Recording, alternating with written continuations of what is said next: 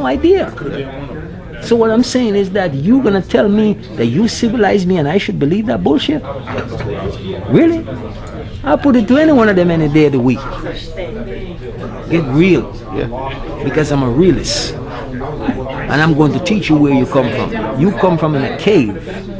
And that's where you belong. Because all your mentality is cave mentality. You always try to destroy nature. Black people don't try to destroy nature. You'll never see black people try to destroy nature. White man, the Chinaman, all of them try to destroy nature. When the Chinaman go fishing, he take a drag net and he drop it in the sea and he drag everything to kill everything. Whales, every fish that you can imagine, he take it and he trying to get everything out of the sea. The white man, he go try to cut down every tree in the forest. Black people don't do those things. Caveman, because they had a documentary stating that they're the only ones with Neanderthal blood. We don't have that. Look here. The only people on this planet that are full human is black people. And that's a fact. There's a European guy. He's studied these things. He says when he did the test on the Chinese, he did it on the whites, he did it on the blacks. The only people that he finds to be full human on this planet is black people. White people got human DNA, Neanderthal DNA, and canine DNA. That's why they're always with a dog, my friend. Man's best friend. You see? And that's why I tell people I don't believe in God. Because these same people, if you look at the word dog, turn it around and what do you get? It's dog. The creator, how are you going to create the creator? God? No, the creator, what name you going to put on it? The creator is in you, is in me, is in him, is in everything. The great spirit encompasses everything because everything is alive and moves. You are part of the all and the all is a part of you. That's why you are spirit and they are not. They cannot connect to spirituality because they don't have no spirit. You are spirit having a human experience. The Creator put you here for a purpose. And your purpose in the flesh is to master the flesh. Once you master the flesh, you don't need to be here no more. They can't vibrate on the same level that you do. They don't. How are they going to do that? That's why I said you are full human. They are not. They don't have the connection to the Creator that you have. That's why when you go and you look into the history and you go down, when they went to Kemet, they couldn't understand the spirituality of the African people. So that's why they make up this thing called Christianity, to take away your spirituality. And you're not realizing that. Because that's the only way they can control you. If they don't take away your spirituality, how are they going to control you? But they remove you from your spiritual self, and now you're dependent on one person and this invisible God.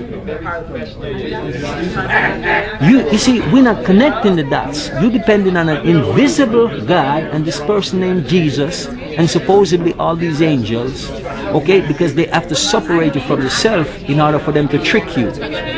So when they give you a thing called Christianity, you give up your spirituality. Pope actually come out and tell you that there's never been a man named Jesus Christ that walked here? Okay, do you know that Pope also come out and said there's never been a place called hell? Okay. My brother, let me say this to you. You have to ask yourself, because Christianity was beaten to African people. It was actually beaten to your ancestors. This one of the slave ships that the Queen of England sent to Africa to bring slave to the Western world, his name was Jesus. Also there was a ship called John the Baptist. There was churches on top of the slave castles in Ghana, if you go there right now, and still there. What I'm saying to you is African spirituality. All right, here's a situation. Me and a brother was having a discussion because I grew up in church. I used to be a Christian, okay? In the Bible, this brother came to me last night and we were talking because he started to find out a lot of stuff that he always have question in his mind about. And last night we were talking, and in the Bible it says when Adam and Eve had two sons, Cain and Abel, and he said those were the only people existing on the earth. Okay? Cain killed his brother Abel. The Bible says that after that he went to the east of the garden and he found a wife for himself. He also said in Genesis chapter 4 that he should not enter into the land of Nod for fear that they would kill him. Who are they? And then he also says that he should go to the city of refuge. So who built that city, and if there wasn't people committing murder, where that city of refuge come from? You see what I'm saying is, so I've read the Bible, my brother, and I'm not trying to, but what I wanted to do is to look at these things and think, because there's a lot of question mark there. And when you start to ask the people who are in these religious setting about these question mark, they'll stand there and look at you because they know that you've come into light. In creation, in that creation story, he says before these things start to take place, he said the earth was all blackness. What do you think that means? You see, you're thinking blackness is just the earth is covered with blackness. No, there was only black people. Before the so-called creation of the white man, there was only black people. Think about this, my brother. White people, they can't take the sun because they are not a natural creation from the Creator. The people on the Sentinelese Island, and I did say this is from the same people who come up with a lot of things, okay? These people in the Sentinelese Island, which is our African, black people, they've been there for over 65,000 years. Now, if creation started 6,000 years ago, where did these people come from? How did they get there? They want to tell you that this planet is 6,000 years old. That's a lie. The same scientists, my brothers, they go and tell you that we found these rocks are these things that has been here for millions of years, literally. You see, people, my brother, want you to separate yourself from the Creator. We, as black people, has always been on this planet. Black people has always been here. It's been proven that we have always been here. Everybody else is a carbon copy of black people. This is what I'm saying. So you have to dissect these things. You have to really sit down and see the logic in them to see if they make, because the Bible came out of what we call Egypt is Kemet. It was took from the hieroglyphics. Everything that is in the Bible, they take it and twist it. Okay, the 10 Commandments came from what we call Mahat. That's where they bring that from. These things existed way before a man ever named Moses ever come on it, because there never been a man named Moses. The thing is, when you sit down and you dissect a lot of things and you listen to them carefully, even when you read about it carefully, a lot of the Bible is speaking about you and your people in Africa. What I have to do is just, research. That's what I'm saying. Research, my brother. I'm telling you, go look into Kemet and how this Bible and how it came about. This is what I'm saying is because the Bible is not as whole a book as people think it is. This is what I'm saying is, and when you do the trace, the man that give most of us the Bible that we got today come from the King James version of the Bible. Okay, Shakespeare was one of the writers of the King James version of the Bible. It's in the book of Psalms. Okay, without a doubt. What you have to do is to see these things and see the level of trickery that these people come with to keep black people in their place, my brother. Because everybody is against the black man. Even the Bible, they tell you, they have hated my people without a cause. And my people has been hated by people of all the nations. There's no nation of people on earth that don't hate black people, because they know that black people are the true people. They know that everything comes from blackness. This whole universe is created from blackness, my brother. The whole universe is created by blackness. The earth, dig in the earth, cover up a seed, what do you have? Blackness. Everything comes out of blackness. You notice that China man, he can't have nobody else Everything he have look like him. The white man, everything that he have look like him. He cannot produce you, but you can produce him. No matter what he work out, he can never produce a black man. They can come out to my dad's house. Nobody else can produce black people. We can. When you look at the creativity of black people, my brother, that should tell you something in itself. Your hair on your head. You're the only person on this planet that have natural hair. You're the only person. Everybody else have animal hair. Look at it and look how it lay down. Most white people here, they hair lay down like a horse's mane. This is a natural antenna that you have, my brother. It curls. You know why it curls? It says it's an antenna. It's a conductor. It's your connection to your creator. That's why they don't like your hair. That's why they don't want you to grow your hair, my brother. Because they're trying to separate you from who you are. You have a direct connection to the creator. Blackness is not a color. It's a frequency. It's a God frequency. They know that you are God, my brother. What they call God. They know that's who you are. See, that's why even when this person, when they say name Jesus, what he tell his disciples? The kingdom is within you. He's telling you God is within you. So you're looking for a place up in the sky that you're going to go to. No, God is within you. They're telling you about this devil. Who is devil? You ever seen one? No, you can be a devil and you can be a God. Because you decide. You are the one who determine if I do wrong or I do right.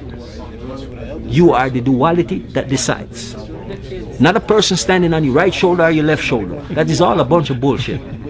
Excuse my French. But what I'm saying to you is, we have to come into ourselves. And these people, as long as they can keep you into this place where you're dependent on one person for your salvation, my brother, and they tell you that you commit this sin, you were born in sin and shaped in iniquity. Okay? But how come when a man have a baby with a woman that he's not married to, they committed a sin? That baby was born in sin. So how come when you're married to a woman, your baby is still born in sin? You ever really think of any logic in that, right? It doesn't make any sense. Then the Bible says, slave must be obedient to their master, even if they treating you harshly.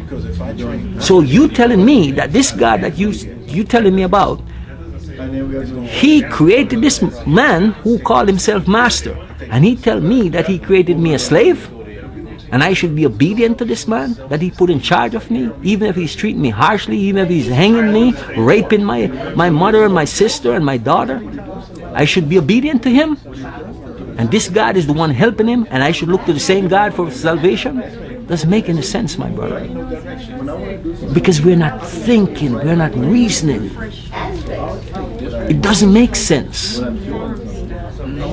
You see what I'm saying? They don't want you to know who you are. That's what they're doing. If the moment you know who you are, you'll stop believing the lie. And they know that. You carry your money, you give it to the church, and the church never give you anything, but give you faith in Jesus, and to tell you that is your salvation, and to tell you you must have faith and believe, trust and obey. That's what they say. But the church is to keep you in fear. They said fear God. Why would you want to fear the person who created you?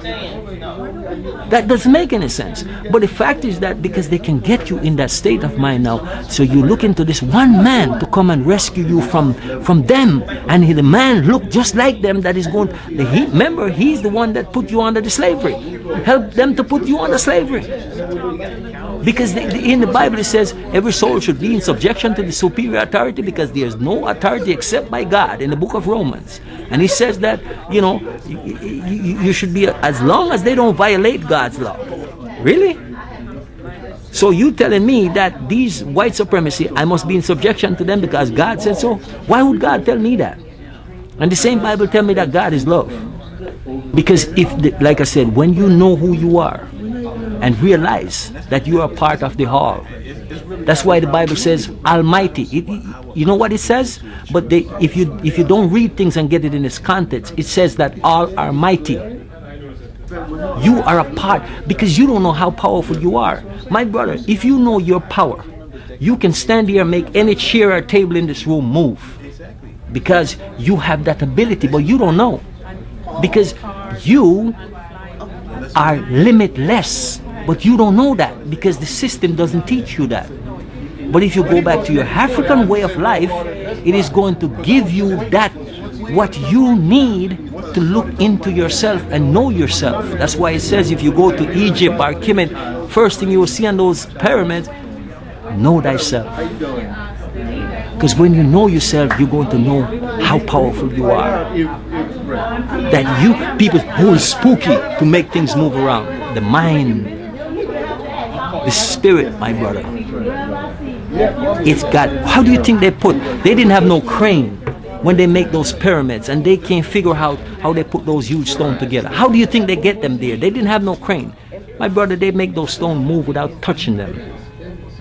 And everything fall into place. Believe it or not. That's how powerful the ancestors that you come from are. Because they knew themselves. And these people went to Kemet or to Egypt, and they took that knowledge for themselves. And that's why they have to keep the black man separated from each other and separated from himself. That's why their medicine doesn't treat the most important thing. Their medicine only deal with the physical side. African medicine is holistic. Physical, spiritually, and emotionally. That's the only way you can cure yourself from anything. You see what I'm saying? You have a headache, they make a pill for your head.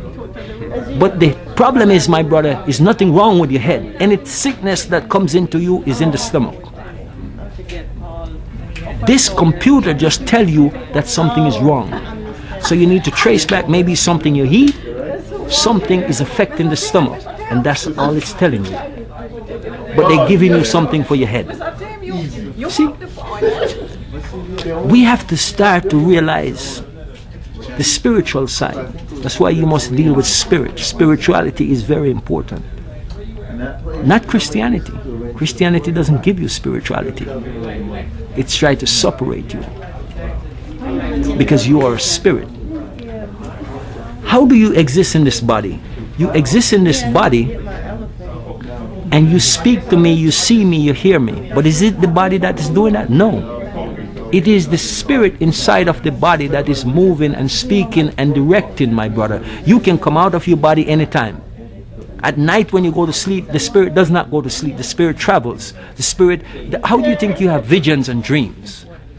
Sometimes you find yourself in places, different places. How do you think you get there? Your spirit goes there. You can be here and you can find yourself in Paris, France, and you have a dream about the Eiffel Tower and you walking around it. Why? Because it's the spirit that is doing that. It leaves the body and travel. The body is rejuvenating for tomorrow morning. It's like a battery that you plug to recharge the phone, anything. You see what I'm saying? But your spirit never sleeps. It doesn't need food. It doesn't need water. You see what I'm saying? That's the thing that we need to know about ourselves. I said, you don't, these dreams, visions or whatever. You have visions, my brother, but you suppress them because the system, the Christianity teach you to suppress visions. If you were able to not suppress your visions and these great dreams that come to you, my brother, you could know the future tomorrow or today. But they tell, only God knows the future. No, that is not true. Why wouldn't your creator want you to know? Why would he separate you from that? You see what I'm saying? But they have to do that in order to control you. Because I'm not a Chase, I'm not a Bank of America. You see what I'm saying? So that's why I encourage you, my brother, study, research. Because when you start to research and question things, then believe me, a whole new world is going to open up to you. A whole new world. And that's what our people hasn't done, because they dumb us down so much. And when I used to go to church, man, like I never want to be in church. I never like it because it doesn't, something about it doesn't really do it for me. And even to the time when I start to dedicate myself to the church for a while, just something always pushing me away from it. And I tell you, when I come into myself, And I just allow myself to open up to the ancestors and the knowledge, because this ancestor worship and all these different things, don't get into that, it's those African voodoo thing. No, my brother, your ancestors is alive and well. They get me and you to go and bow down to all the... what do you see these people do with their ancestors? They take them and they place them all over the place, and then they tell you, you shouldn't have no statues, this is a graven image before God, and yet you look. But you go to the Vatican. You see? You look at the church. Every church, my friend, have what they call a obelisk on top of it, or a man's penis. Just look, but people don't see. People not questioning why does a penis is on top of the church with an erection with a cross on top of it. What is this doing on my church? You see what I'm saying is, what is the cross? You see what I'm saying is, and all they do, they take this, my brother, okay, and they cut this part off there and make it into a cross. You see what I'm saying is? Because they don't want you to know what these things are all about. And they tell you, oh, Jesus died on the cross. Come on. No, my brother. That ain't the truth. I'm telling you. I'm just, what I'm saying, I'm giving you stuff for you to really think about, for you to question, and for you to go research. I'm not telling you to take my word, because I don't want you to do that. I want you to find out for yourself, because I want every black person, young and old, male and female, I want them to go and research these things and find out for themselves. Don't be afraid to ask the question. Don't be afraid to research, because it's going to open up a new world to you. And you're going to think like, wow, I wish I knew these things. This is what I'm saying is. And don't be a surface. Don't just look on the surface. Allow it to take you to the places that you need to be. And just ask. I know people are afraid and people tell them not to do that, but ask your ancestors, my brother, because your ancestors are you. They are who make you who you are. But ask them to guide you in the way, and you will see how different things become for you. When you pray to the Creator, ask Him to send the Great Spirit to you, to open up your mind. This is what I'm saying is, and then you will see a different world. Don't be afraid of anything, because you're not. Marcus Garvey, famous word, he says, any man live in fear is a dishonor to his Creator. So you should not live in fear. You should not teach your children fear. You need to show them not to fear, because fear is not a good thing, in no way, shape, or form. It's not. That's what I'm saying. The people who tell you if somebody hit you on one cheek, turn the other cheek, ask them if they ever turn the other cheek. They go and drop bombs and kill millions of people, my brother.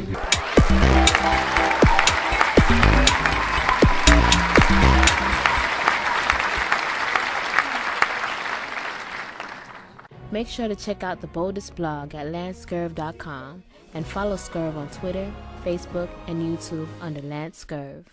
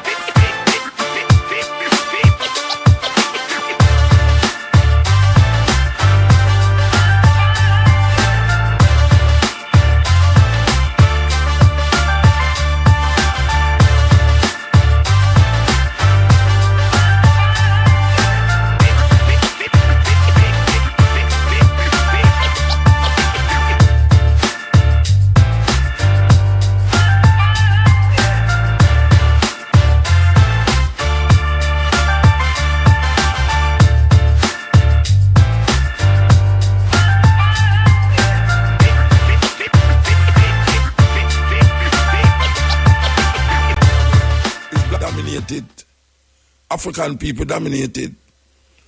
So our brains never function in blackness unless it's something bad. Black cat, black male, blacklisted, black sheep at the family. You hear black and picky, black and ugly. All of these things implanted in our subconscious.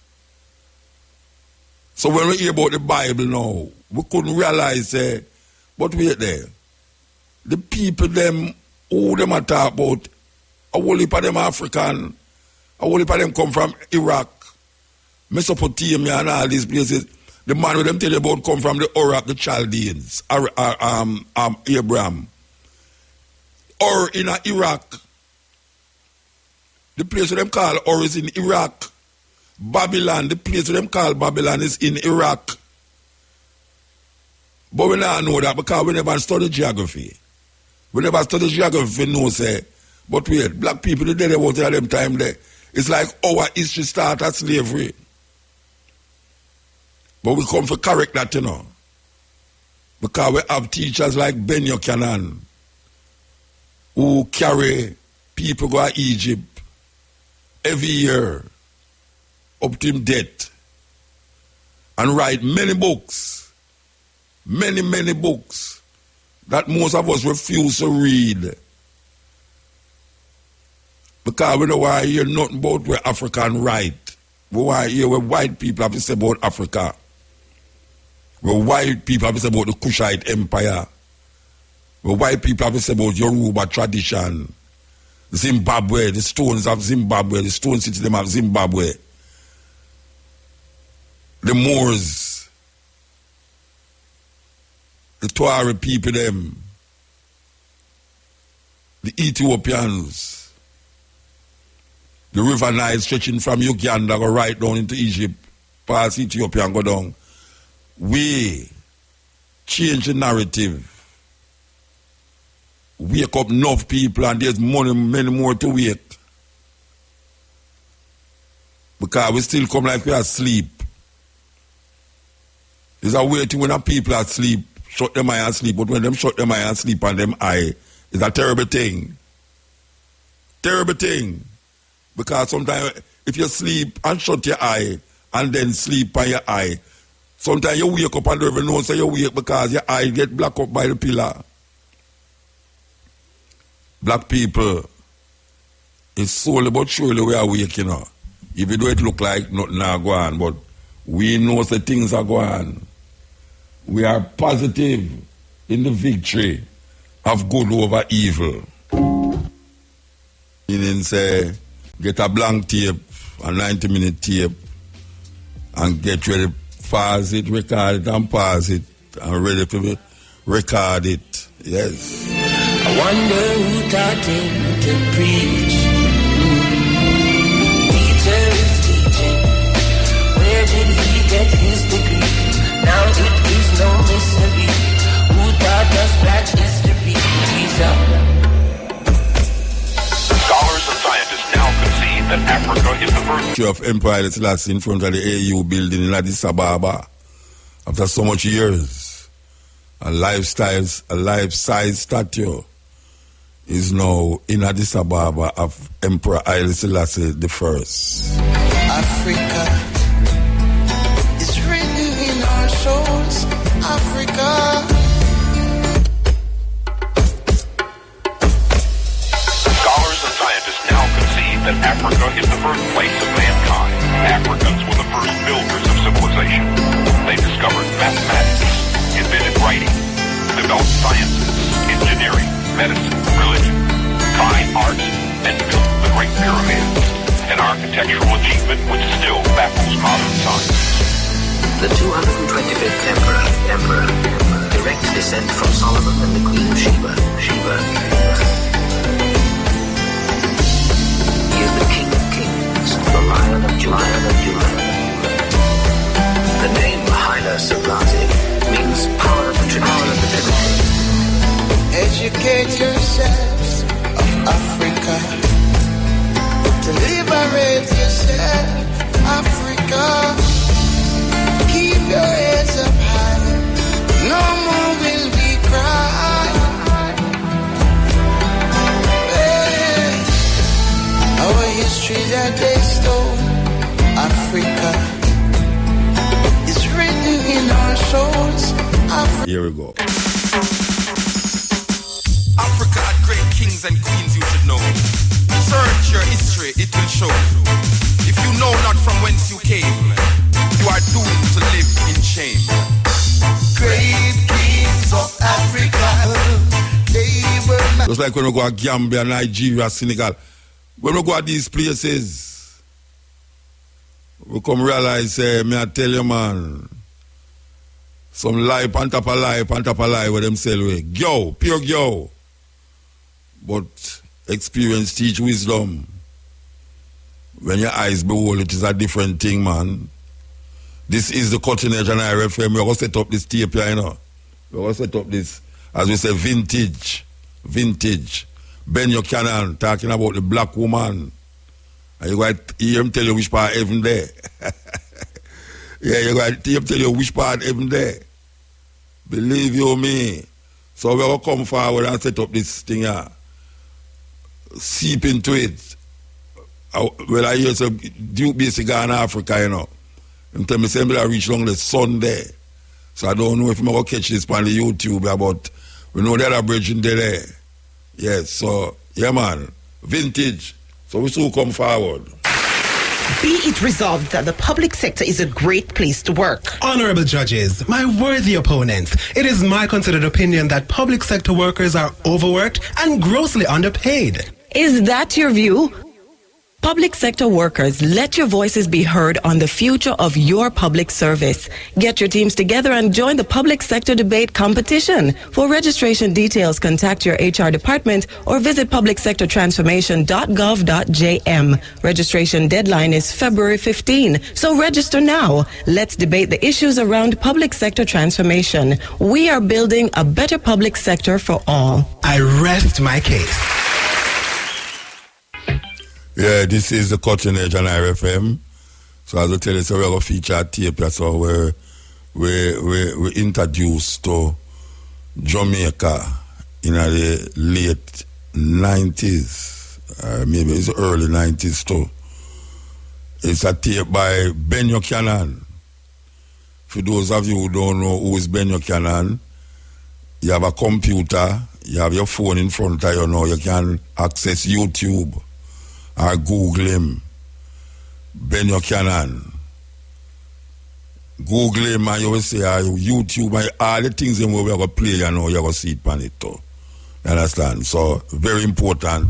That's what science and technology did if you do.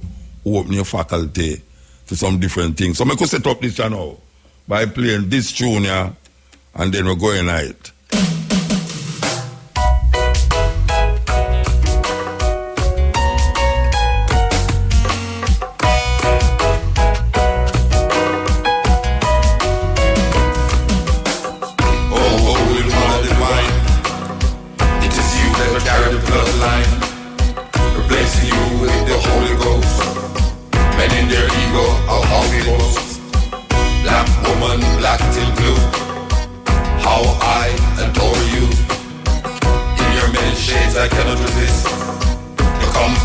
We're talking about the belief concept that African people put down long before there was this Adam and Eve and this book of Genesis. Thus it's necessary for me to go back and show people that long before Moses supposed to have gone to Mount Sinai, Pharaoh Amenhotep IV, otherwise known as Akhenaten, had already taught about nonviolence. He got rid of his army, had his cousin Semenkari to come and rule on the throne simultaneously with him, only one at a time in human history. That's why it's so important to know your ancient background. Only one at a time in human history that two men ruled the same country simultaneously. And that was when Kwame Nkrumah sat on the throne of Guinea simultaneously with Secretary. When Nkrumah was overthrown in Ghana, Secretary brought Nkrumah to rule, help him to rule Guinea. Before that, it was Akhenaten and his cousin Semenkari. The Akhenaten who preach the Trinity of God. You heard what I'm saying? And there was no Jesus yet. Akhenaten died in 1359 BC. The Jesus, the Christ, is supposed to have been born only 1985 years ago. Akhenaten is at minimum, he died 1359 years before Jesus the Christ. And by the way, I said Jesus the Christ, you may not know it that way. You talk about Jesus Christ as if Christ is a last name. Joshua Christus was the Greek names for that. Christus, translated into English, means the Christ, the anointed one.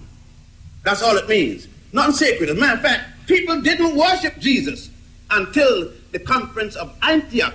They worshiped the womb, the heaven from whence he came. The early people who later were called Christians at the conference. So I go to the Nile Valley to find out, is there something illegitimate about that? And I can't find anything illegitimate, because in those days the marriage said they exchange a piece of thing by value in the presence of witnesses, and that was a marriage. They came and reported that they were married to the church or the synagogue or the temple. That was the marriage. It wasn't made in heaven. It was made right there on earth. So I have to go back constantly to deal with this, to deal with not only these fundamentals, but the ancient Egyptians reminded me of that, the fact that they were African. They left no doubt in my mind for those who claim in Egypt, because they wrote in their papyrus the word that you call paper now, which the Greeks call papyrus, from the papyrus plant, which grows in only 3 places in the world: Egypt, Ethiopia, and Sudan. And they wrote on there, we, quoting from the Nebuchadnezzar, which you call hieroglyphs, we came from the beginning of the Nile,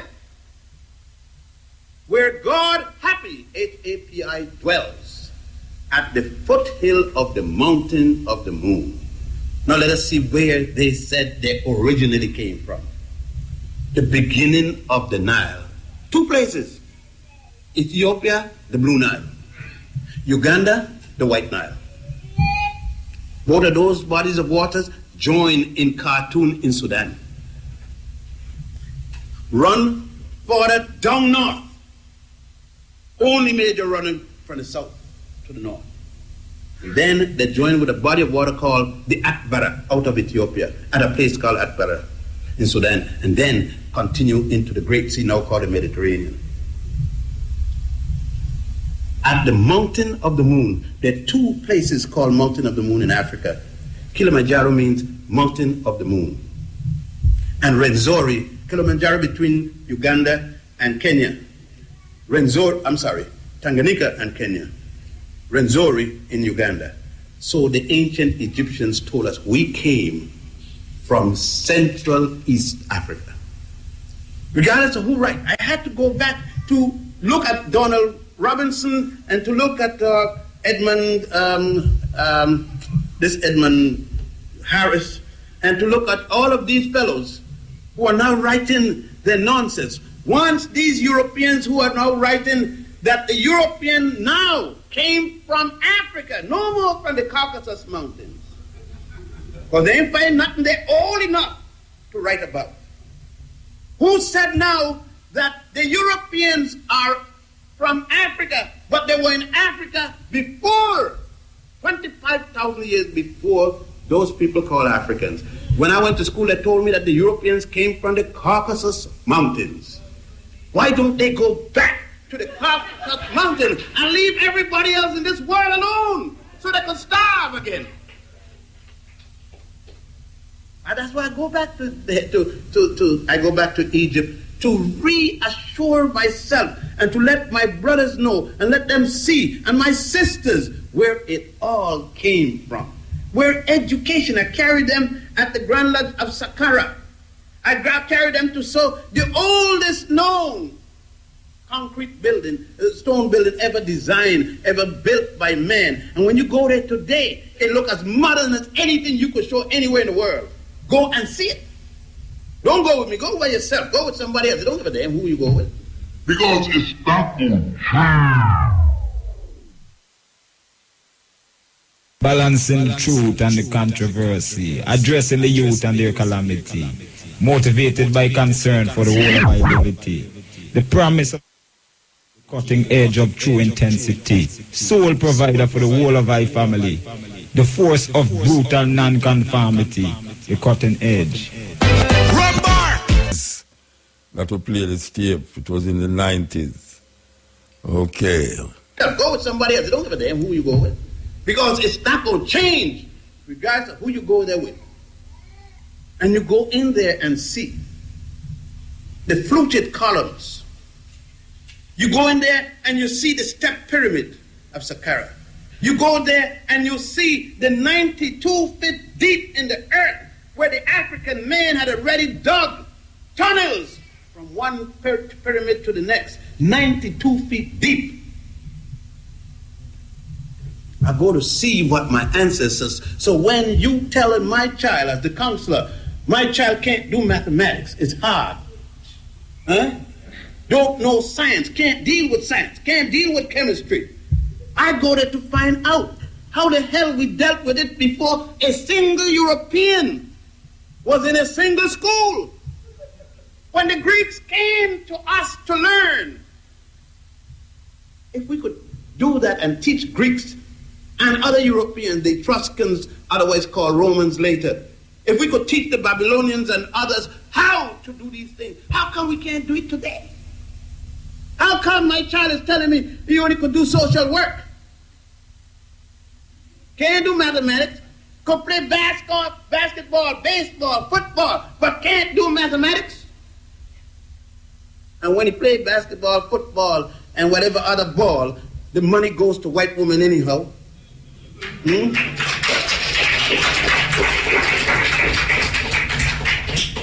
Well, and we stand there and accept this nonsensical garbage that our child, we can't do it. And we tell our children, why don't you take a course that you can do?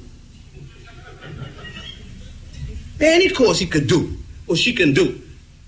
Our ancestors started mathematics and science. I go back to look at it, to look at the stone in the pyramid where your Bible lied and say that some people call Jews or Israelites. Build only one, I want them to show me, of those 72 pyramids of Egypt. I want them to show me one of the 62 pyramids of Sudan, one of the 8 pyramids of Ethiopia that a single Jew built or a million Jew built. Show me one, not 10. The last of the major pyramids of Egypt was built in the 6th dynasty. The first Jew, Abraham, wasn't born until the 13th dynasty. Now, how the hell you going to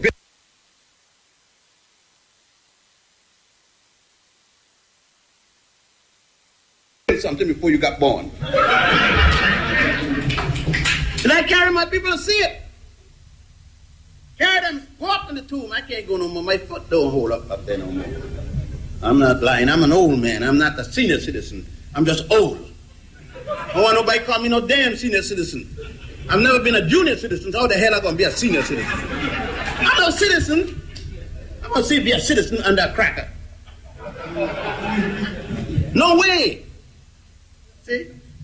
I go there and I show the sisters and brothers and look at these monstrous stones. You notice what a pyramid is built. Look at it good. Put your eyeball right up against the stone. And if you show me a brick made of any material, much less mud and straw, you know when you talk about the pyramid of Giza, you're talking about the one of Khufu, which the Greeks later called Cheops. You're talking about a building 48 stories high, 3.5 city block wide, over 608 feet wide and long. Do you know what you're talking about? You're talking from 125th Street, okay? From Lenox Avenue to 7th to 8th to St. Nicholas. Going back up. From 125th Street and St. Nicholas, that's up there, up to the church, that Methodist church up there on 125th Street. Square, that's where you got to walk around to go around that pyramid. And you're talking about going up the Woolworth building is 47 of this 48 story. It's the height of the wool. That's above the ground. Now we got going down in the earth. 3.5 stories going down in the earth. That's the building you're talking about. And you think any kind of brick made from straw we're going to carry that load? Monstrous stones brought there by your ancestors on boats in the inundation period when the farmers couldn't work because of the flooding. They then went and quarried and brought the stones. on the boats, and some damn nonsense about Jewish slaves. How the hell they need slaves when they got 350,000, 450,000 farmers not doing anything? You don't need no slaves. You don't need Charleston Heston. That's why I go back to look at these things for myself, to make sure that nobody jive me. How come they take you to Mecca, they take you to Palace, to Jerusalem, they take you to Bethlehem? How come they don't take you what belongs to you? Strange. Everywhere they take you but your home, your homeland, your motherland, your heaven. The next heaven you got is Africa. That's your first heaven. But I keep going because I understand. That's why each time I go and return, I'm rejuvenated. Just being there. Just looking at what my ancestors, and unfortunately, your ancestors, you don't know it.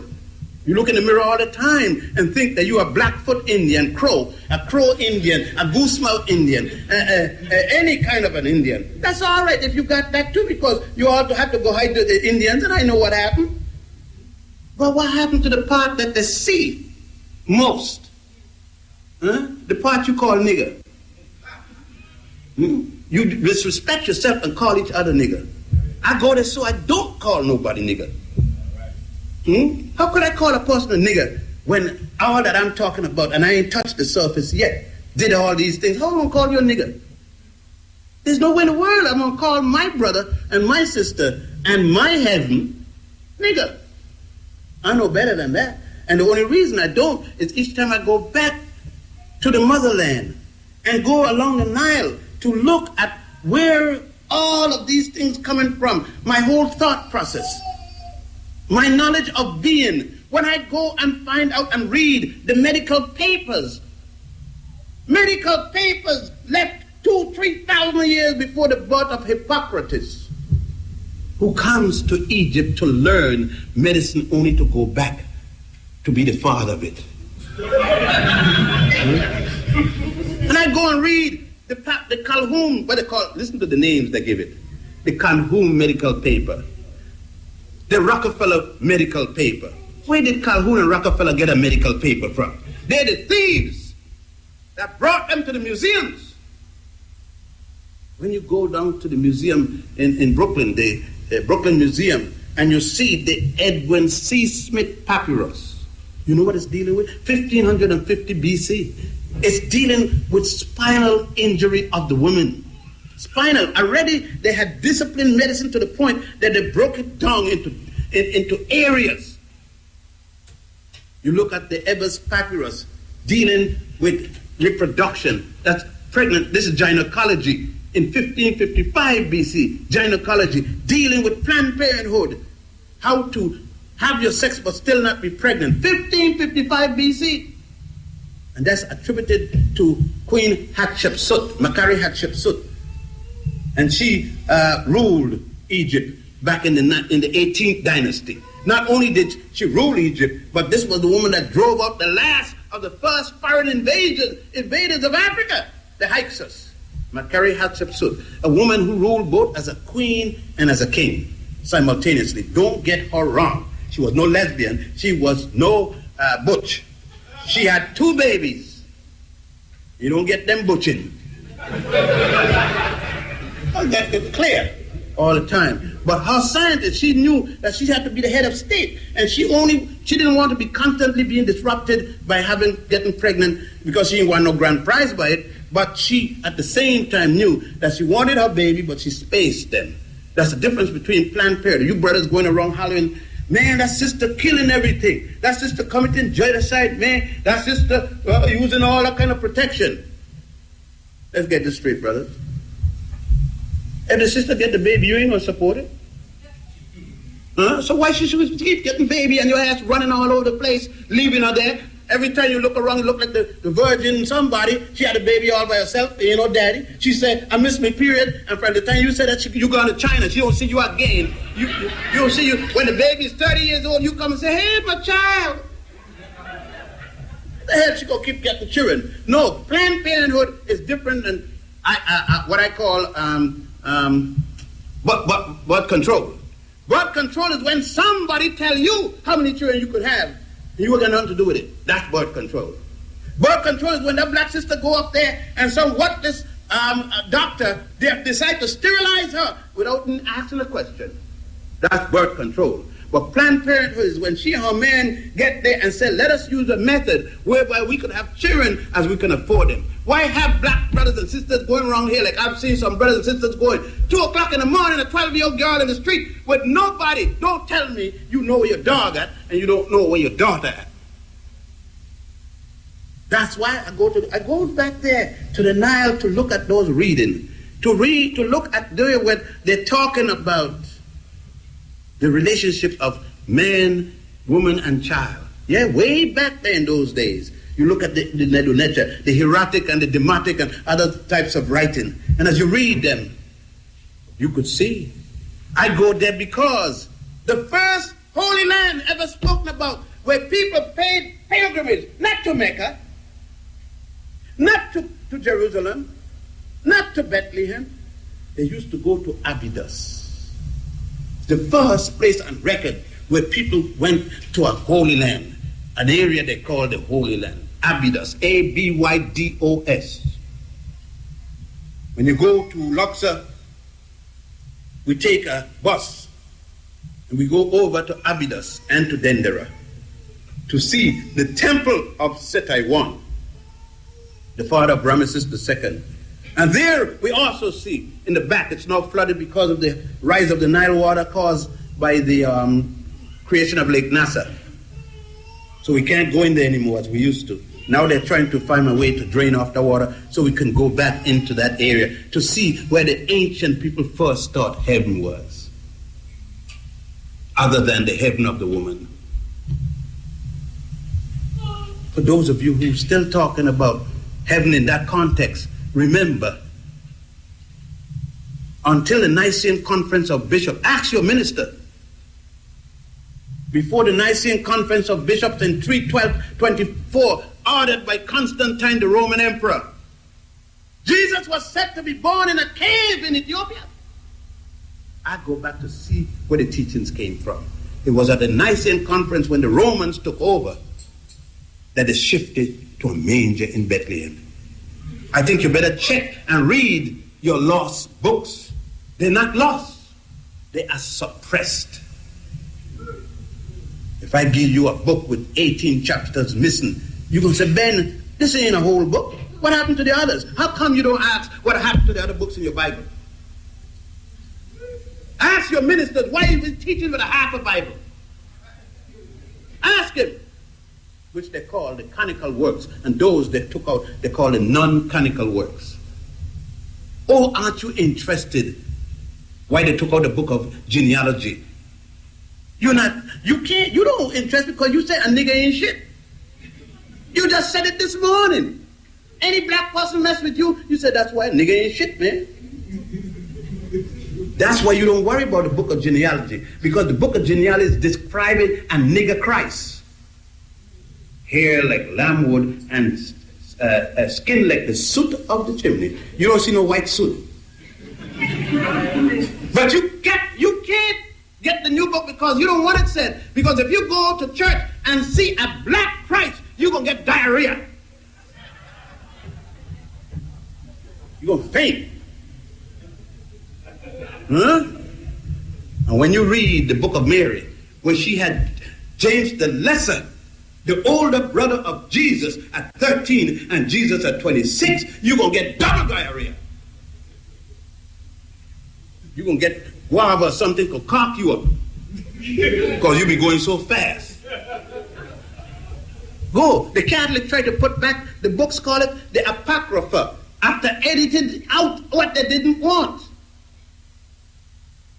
But you know nothing about it because you don't go down the Nile. You don't go down the Nile to see where it started. You haven't gone to the temple of Aset, otherwise called Isis, at the island of Philae, Angelica. That's the original name for that island. You haven't seen the story where it all started. You haven't seen Isis. The story of Isis when she takes the 14 pieces of her husband that was cut up by his brother Set Typhon. Long before the Cain and Abel story, there was the story of Set Typhon who murdered his brother Osiris 4,000 years before the Cain and Abel story. And Isis, who became pregnant at the time when her husband was killed and went out to find the 14 pieces but couldn't find one piece because the Nile catfish had already eaten his penis symbolically. And when she built the obelisk, which your steeple is a copy of. Your Washington Memorial is a copy, not but George Washington penis you go there and look at. Symbol, go watch it and see what it's copied from. Go to Rome and see those obelisks which they took from Egypt and put up in Rome and then put cross on top of those obelisks. It got nothing to do with the cross. But you don't want this because you said, ain't nothing but the King James Bible. Every dot, every T, every I. That is the word of the Lord. And you damn lie because the King James Version is the word of Sir Francis Bacon. Sir Francis Bacon was authorized by James of England to write a book, a Bible to suit England. When he and the Pope had it out, the Pope, he wanted some extra women, and the Pope said, no, the Pope ain't no number, no damn woman. So you were saying no. James knew women were good, but the Pope ain't supposed to know. He think faggots are good. He ain't know nothing about it. And he told James he couldn't have no extra woman. And James told him, you're the boss in Rome, and I'm the boss in England. I'm going to have a Bible for myself. And James got Sir Francis Bacon, a friend, an associate of the one Shakespeare, thank you. They're arguing up to now who wrote the work, Shakespeare or Bacon.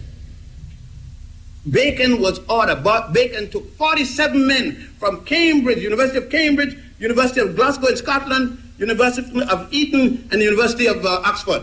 And those 47 men wrote their own Bible, copying the book, the Gutenberg Bible, established by Martin Luther, who had broken away from the church with the Edict of Eads, of worms, the Edict of Worms in the 16th century. And they wrote a book for England. He published it in 1611. How come you don't know nothing about anything you read and anything you got as your guide? You know nothing about the history of how it got there. But you follow it, you're born again. You this and that and the other thing. So sad how we get hooked by the same damn thing. We got hooked the other night in Madison Square Garden. You went to hear an economic plan, but all you got was a lesson in Islam. I don't give a damn who don't like it. Because there ain't no white people in here. I'm talking to black people. I ain't gonna say this outside where white people can hear it. But it's time that we deal with each other in the doors, inside. For those of you mad with Betty, I want to ask any one of you, have you ever had a husband murdered while you were pregnant with twin girls? And that you had 4 other girls there sitting down and a sucker come and brag about the fact that he could help to kill your husband? And your husband was fighting for black folks, died and he didn't leave a dollar go to bury him because he believed in black folks so much? Have you ever been a woman, had that pain, that crying to have your man and then you have the money to even put him in the ground? Then you got to go up to Juanita's house in the Portier White House where people got to feed you. Yeah, this is the Cutting Edge on RFM. We're presenting to you Ben Buchanan, man. One of the most powerful lectures we ever give. We played from in the 90s, and we are reminded that it's in the 90s we played. And my cell phone can't help you, you know. All the people that call me cell phone. But now, tell a cell phone, you know, they listen to the subtitle and then go back on YouTube. You can find it on YouTube. Yeah, man, I'll beauty thing about it now. First time when we play them thing, no YouTube never there. You see, no YouTube never there. So, I tell you, you can go find it on YouTube. The time is 12 o'clock. Brothers and sisters, this is Chalice. Join us with respect for our national anthem. Let us stand and defend this one. Peace and love. Thank you. Yeah, man, may I tell you, say, the amount of things we say already is enough to send you to your bed, make you start to think hard. Yeah, man. with a open mind, because them tape, you know, soft heart tape, you know, them tape have some open heart tape where you have to open your mind and your faculty to really absorb what I say, historically and reality that we are work with. Cutting edge. Juanita's house in the Portier White House where people got to feed you, and you got nothing to eat. You don't know where your next meal, you don't got a place to stay, and you got pregnant with 2 because you had planned to tell your man on his birthday the surprise that you were pregnant again. Then all of you who condemn her, then put yourself in her position. Coretta King got all kind of millions. How much did you send to Betty? Huh? Did you go to Congress to ask for a day for her, man? And you want to keep quiet? No way. Talk your ass off, Betty. Talk.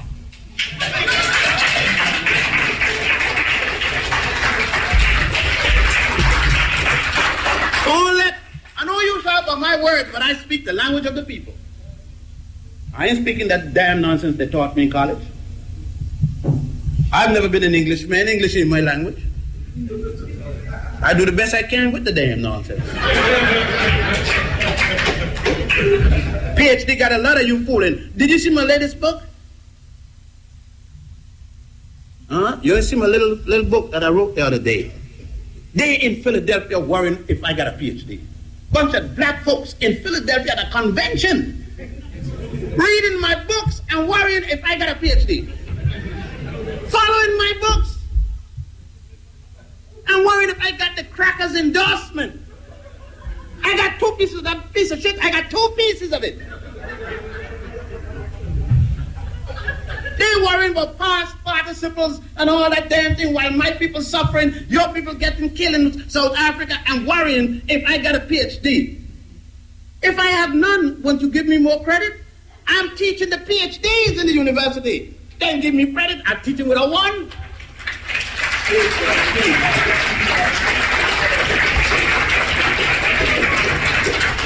So I wrote a little position paper for them so they don't have to worry no more. Give them all the facts about a PhD where they could go and find a goddamn piece of goat skin and tell them go to hell with theirs and stick it up in their mama while they're worrying about whether I got PhD. Nobody worrying if the facts, if I validate my evidence, if I give them sufficient evidence that they could go and check me out. Nobody worrying about that. They worry about A.J. Rogers. Did he have a PhD? A.J. didn't need no PhD. What he wrote, they following. I ain't nobody worrying if Jesus had a PhD. Huh? If Moses had a PhD, and they follow every day. They ain't worried about them Greek garbage. If Aristotle and Plato and all them suckers had PhDs. No. They're worrying about a black man who got shot defending them twice. They're worrying if I got a PhD. I ain't got no PhD, okay, if it that satisfy you, but I damn sure supported my children and adopted more to support. And I'm still supporting black women, so supporting the whole school system in Nubia. What are they supporting other than white woman draws?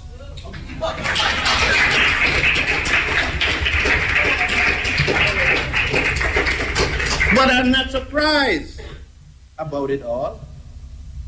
I'm not surprised because the thing that made Malcolm the Black shining, man, that Ozzie Davis spoke about, is the things that these people who question don't understand. My father never had a degree. He was a lawyer. He went to what they call an inn. Under other lawyers in those days, lawyers didn't have PhD. They went to an inn and studied with other lawyers. And I was quite satisfied he was good. My mother never had a PhD, but she brought more babies in this world than they got cells. She was a midwife. She had no PhD. All right? And I'm the proud son of my grandfather who couldn't read and write, but saw to it that my daddy go to an inn. And my great-granddaddy, I don't think he could read and write. But he raised 63 children. My grandfather, my father's father, supported 11 wives and 61 children. My father is the oldest of 61 brothers and sisters. And he missed a day's support of none of them He had no PhD, but he was a man. I see these suckers run around with a PhD. They got to carry them to court every day to get a dime for their child. They don't eat watermelon anymore. Not in public. No candy sweet or colored greens. Because PhD don't do that. They have birds and salmon, raw salmon and gefilte fish and all that kind of stuff. Because PhDs can't eat black people's food anymore. No, they gotta eat lettuce juice and sunflower jawbones and meat will massacre them. So they eat that health food. The other day I went to health food and looked at the person selling the health food. I said, oh God, oh no, leave me alone. I don't want to look like that. Turn away from the health food and went and eat me a pork chop. Ooh, that pork chop was good. That sister was big. I want to learn to eat chitlin so bad. Because I know it got to be good. Too many sisters and brothers eating chitlin. Got to be good. People fight to get chitlin. It got to be good. I know you all mad, but I've been eating pork and still fighting white folks. You ain't eat no pork. How many white folks you fought? Except when you're with us. Well, how many fought you over there? How many times you got fired from a white school for saying what you gotta say? And I've been still eating the pork chop. I'm eating the pork chop and still ready to kill the Arabs, still ready to kill the Europeans, and got enough sense left to know that when those two crackers and Peckerwoods met in Switzerland the other day, talking about they're going to have peace in the world, they believe they are the world. I got sense enough to know that neither that cracker calling himself a Marxist or a communist and the other cracker calling himself a capitalist or a Democrat, that neither of those two sick bastards had me in mind. They were discussing that both of them rule the world, or at least one of them. They weren't thinking of nothing black. And that goes for the prostitute wife of both of them, who will sell their body for anything. I know I'm messing with your president. Brother told me the other day, man, Ben, did you read where our founding father said? I said, oh, who? Kwame Kruger said, talking again, I thought he died. The founding father. George Washington and the other one that raided all of the slave farms, Thomas Jefferson. Our founding father said, me, man, I ain't got no founding father. Thanksgiving is coming. All of you got your bird ready. I wish the damn thing poisoned you. You're going to celebrate the extermination of the Indians for their land. The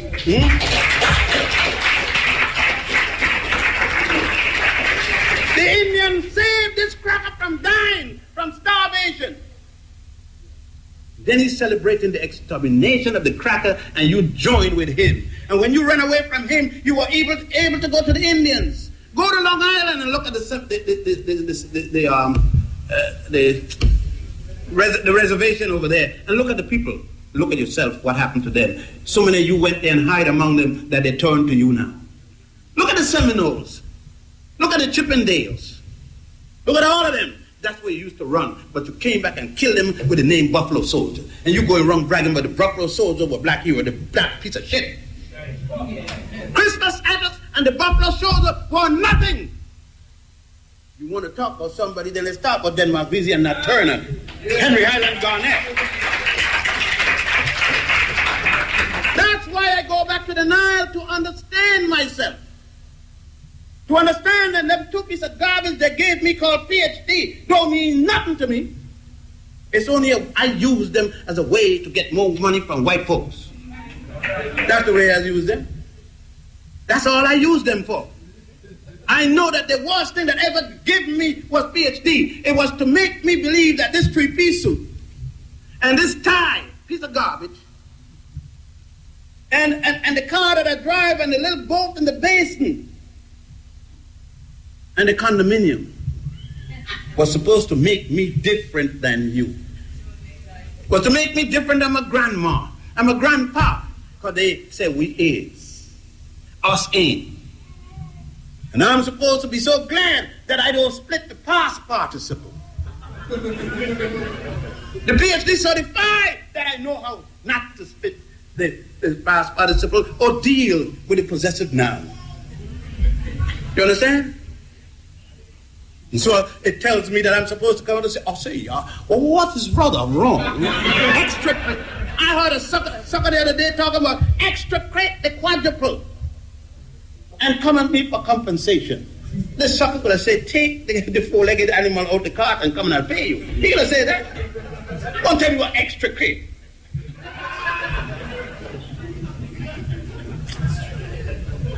PhD, that did that for him. Hello, this is Dr. Benyeh Hodnan. This is Ben, that's me. You understand? Oh no. That PhD man who get that day, and all of a sudden you see nothing but rainbow, like Jesse Jackson. Rainbow coalition. I'm not the coalition with no goddamn cracker. Poor people and blacks. That's it. I'm not poor because I'm black. Man, Jesse made me feel so sick. I was in Egypt coming back, and I saw there on the radio that Jesse was kneeling, but I wasn't surprised the minister. Jesse's kneeling to the Jews, the white ones. If I have wronged you in any way, it is not of the heart. The jackass doesn't know heart, don't wrong anybody. The heart does nothing but pump blood. That's all that muscle. It's the biggest piece of muscle in the human body, and the only function is to pump blood. Sister, don't love no man with your heart. That's why you got messed up. That's why you get them babies and no support. You love him with your heart. Love with your mind. That's what the mind does. Love or hate. And don't feel guilty if you hate crackers. God don't love crackers. Don't go around praying. God, I'm sorry, I got hate in my heart. What the hell is you gonna have for a man to whip your ass all the time?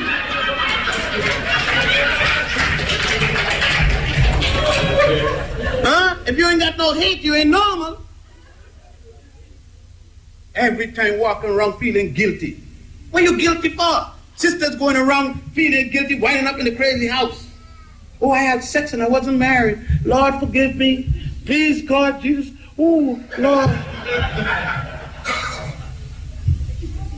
Suppose you wait till you get married. All of you.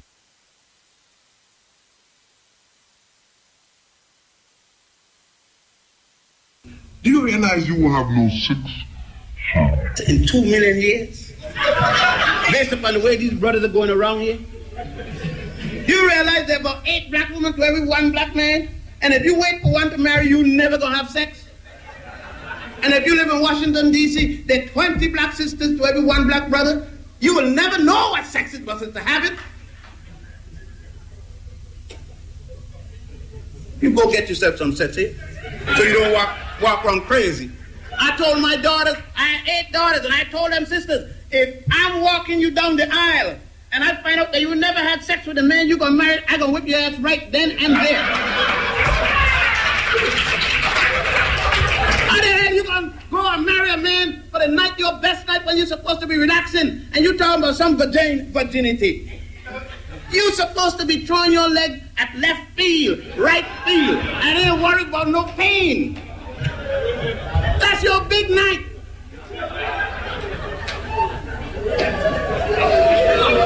He ain't guilty, and he been screwing everything.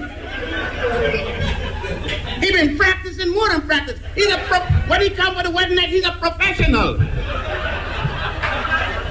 All you gotta do is go to the drugstore or go to the local gynecologist and be ready for Freddie. Get you something. You stay there at 19. You think the way my daughters look, my daughters are nice looking little black sisters. It's a good thing I'm their daddy because they look nice. And I know when brothers looking at them, they looking. My daughter's in Twiggy.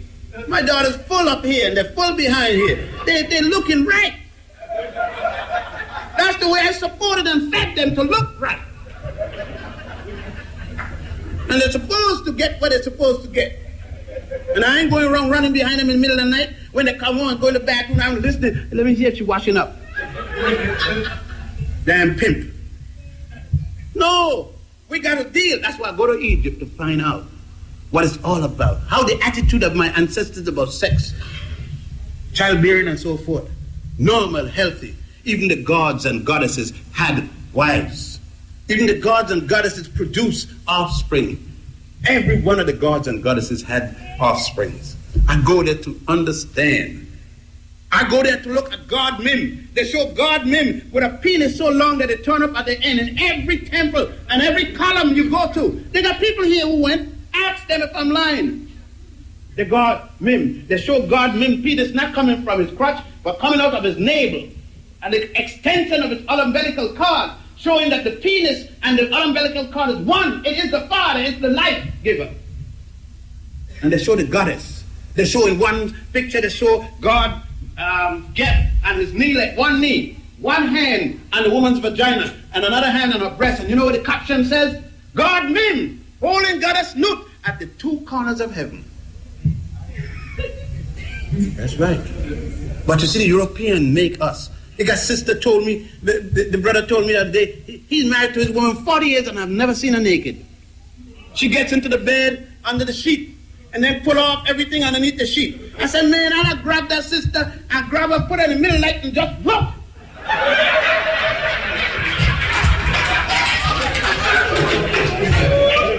What are you talking about? In a way, I'm going to see it the first day, the first night, I'm going to have a Salve Coast. Look at that. Look at beauty. Woo. I'm going to get drunk looking at it. Because that's heaven. That's where I came from. My mother, my father, day, night, whatever it was, passed those sperms. You better learn. Get a book on biology and learn how you got here. It's some sperms, millions of them, that he let loose in my mother's fallopian tube. Right down. Past, he entered the labia majora, then the labia minora, right down into that tube. That went down and trapped. Because only one of us got me. I was the only one get here. All the others suffered. They died. Little me went into that ovum, crawled inside, drop off my tail. Showed it right. I had a tail. I had a little tail like a tadpole, and I went in there in that ovum, fertilized that ovum. And then Mama had just nothing but a little clot of blood in her. I became a little clot of blood. Then I became a clump of blood. And the blood started to take form. Then I finally looked like a seahorse. That's evolution that's going on. Mama started to. But Mama didn't do that. Mama's breast started to lactate. Milk started going there. That's the milk that you all don't want to give to your child. Or the child, I want to stay like Hollywood. That child is going to pull my breast out of shape.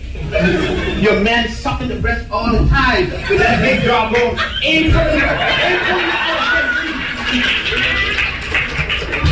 Ain't pulling it out of shape. But a little child with a little gristle jaw can pull it out of shape. And then the little child survive and come here. Huh? You're supposed to give the child the milk. You pumping it off, selling it. Selling it so another woman can buy it. You pumping off your good milk. Because you want the child to nurse on your breast. And the handful that you got nursing, you got a big cloth over the child trying to stop and stifle to death. Because you scared man gonna see your breast. But when you going out to a dance, you got on a brassiere that only touching your nipple and a big white thing.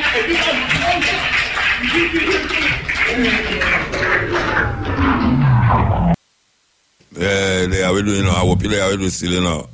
But I give you a flashback from the past, in the 90s, when we used to play a whole heap of tape. Some of them had 2 hours long. This one is not 2 hours really. But it's Ben Buchanan, and we're going to continue the journey with Ben Buchanan. Contradictions of the contradictions. And want to know why the child is always crying and mad. Look at the mother that hold her child up there and breastfeed that child, and how that child laying there and sleep. And look at the one that you put on the pillow with a bottle and walk off and leave the child on the pillow, get out. So when you put the breast in there, the child will fight back and find that breast. Ain't no problem fight. But when that bottle rolls from the child, and the child is angry and angry day after day, and you want the child to be nice. I don't want my woman to take my breast, and I'm a man. Can you imagine when I was small, my mama didn't take no chance because the soup full of breast, I said, give me that breast. Because I won't let daddy get no breast and I won't get mine. Belong to me before him. He get the residue. No, we gotta let us get down to earth because we've gotten away from nature so damn much. Worrying about food. But we ain't worrying about food from a woman's breast. We ain't worrying about feeding the woman and giving her the right thing to eat so that she could have good milk for her child. We're shoving drugs down her all the time. She's smoking up a breeze and carrying a baby, puffing the smoke in the other little baby's face. Smoking ganja, marijuana, and telling me that, how you gonna get a good child like that? First of all, she needs the food. The sucker is gone. I can understand it. She's frustrated, so she's doing all these things. And brothers, you get mad as you want. Ask how many women ever lied to a man the first time. And ask how many men ever lied to a woman the first time. You tell her you love her. I'm going to do the best for you until she gives you the first piece. Then you ain't want her no more because you want a virgin to marry. But who make a non-virgin? You did. Huh? So now she married with me, who ain't mistreat her. But she got to be married with somebody. Brother's been lying, one brother lied, and then you go in the welfare department, she comes to look for child. She got 4 kids with 4 different last names, and you call her bitch. The same as you call your daughter, who had the first night your daughter go to bed with a man, she was unlucky and she got pregnant. First night. Your son been screwing everything in the block, night after night. You call the daughter bitch, whore, slut, get your ass out of here. One night. You ask why the brothers treat sisters like they do, because you don't talk to your son. It's all right for your son to screw up the block.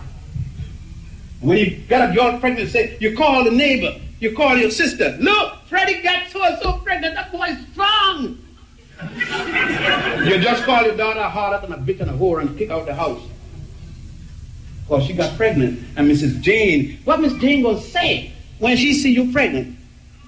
Miss Jane wasn't pregnant because she was lucky. That's what she gonna say. What could she say? She didn't know what her daughter was doing out there. But you hadn't told your son. You didn't tell your son to buy some Ramesses if he wants some fun and he ain't got no job and he ain't got no money.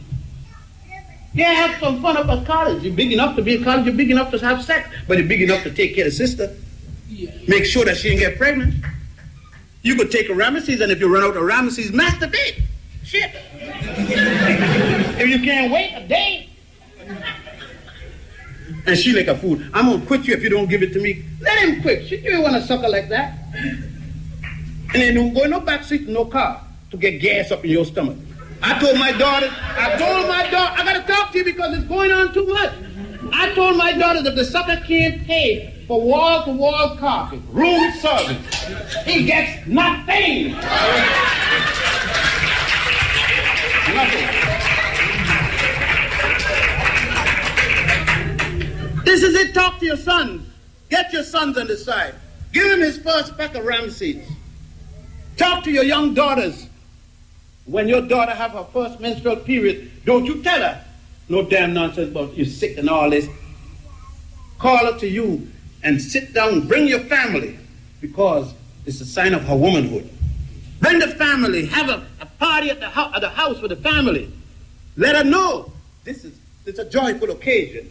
It's a day that you prove now that this is all proving that you're capable of being a mother. You're come to the point of motherhood. You don't have to beat her, but you could correct her still because a lot of things she used to know. Let her sit down and ask you all about sex. Explain it to her. Give her a present. Make her feel good. Let her know that if you got cramp because of that, and you got pain and you're rich with pain, and somebody asks you what happened, say, I got menstrual cramps. That's what I got. You ain't got nothing else. And if they don't like it, that's the half. That then get the cramps for you. Don't tell your daughter she's sick and that's the punishment God give a woman. I hear that nonsense too damn much. Make her feel guilty, and she can't even let her own mother or her brother or her sister know that she has menstrual cramp. And that's nature taking care of itself, purifying itself for the possibility of pregnancy. Why are we going to stop and go back to our old ancient training when our mothers used to have the baby in the house, in the living room, and all the children gather around, daddy gather around the family, and birth was a family affair, a glorious occasion. The smallest a child was there when the little brother or sister born. Turn it over to the big girl to take care of, so that mama could get up, clean herself up, and go on. Isn't it glorious? That's where we came from, that past. But now, birth itself is a shame. People scared. The man can't even go in to see his woman being examined by a doctor. He got to stay outside. I told the doctor, you examining my woman? That's my woman. That's my hole you touching, and I'm going to be there when you examine it. And I told my woman, you come in. When the urologist going to take anything dealing with me, you can walk right in. It's yours. I'm going to see what I want. You're going to see what... And so he talked to both of us. So I could help you and you could help me. So we know what's the problem. The hell you going to tell me I sleep in the bedroom I can't come in because she being examined? And I may have been the cause why she got to be examined. No, I go down the Nile and to see those temples, to see the way our ancestors did it, to see the values that our ancestors put, and to mold my life. It's not just to see. It's not just to look and read. It is to assimilate, to try to mold my lifestyle. I don't hit a black woman yet. 68 years old the last day this next month, and I've never hit a black woman. I spank a black girl, little child, but I don't hit a black woman. Black woman ain't a drum. I hit something else, buy a drum. Or I hit this damn thing. But I don't hit a black woman, because any woman I sleep in bed with, I must think a lot. I don't sleep with nothing I don't walk with. If I sleep with you, I can walk with you next day. I ain't gonna sleep with you if I'm scared for people to see me walking with you. Because if you talk to me, I ain't gonna answer.